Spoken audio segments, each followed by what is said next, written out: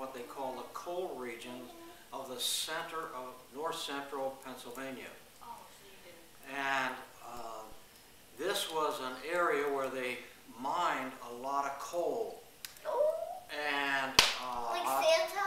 the coal would be brought up from in the mines, and the coal would be mixed with soil and rocks and that sort of thing. And they would have to clean all of that in order to get the coal.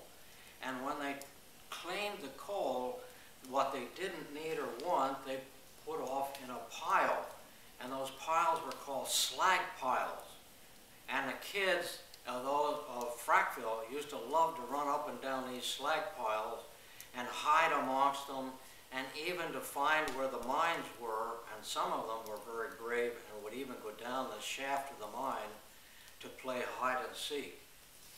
This was also a time when it was the Second World War. And in the Second World War, Lots of bombing happened. lots of things were different. Like bombings and stuff like that. That's right. My great-granddad, he was in World War II. Was he? What war were you in? Korean War. Oh, that one.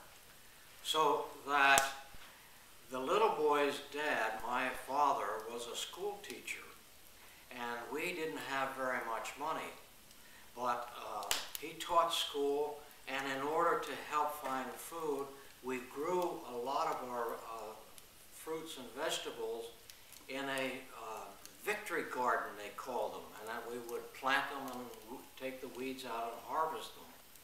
And in fact, during the Second World War, at nighttime, if there was a fear of an airplane attack, everybody would have to turn all their lights out in their house. Why? So that from the airplane they couldn't see any lights, and the airplane hopefully would fly right past us because they wouldn't even know that the town was down there. They would just think it was like a field? At nighttime it's pretty hard to see when there's no lights.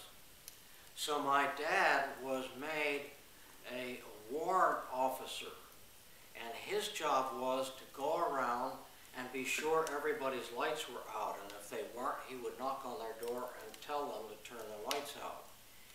At that time, food was scarce, and it was what they called rationing, and you got little coupons that you could cash in for fruits or vegetables and so on. And he was in charge of giving out these coupons. Each family had so many coupons that they could get. And it was a really scary time of the year, because when the sirens would go off, you never knew if it was a friendly airplane or an enemy airplane.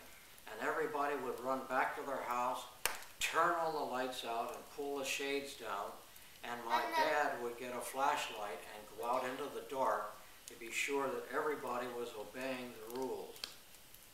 Why did your dad do this? It was his he job? was assigned that. He was assigned that as a job. Really Did they hide? Did the kids like hide under beds? Sometimes, yes, I would. yes. That job seems pretty dangerous because just because if they saw any lights, they could start dropping bombs at any time, and that just is kind of dangerous.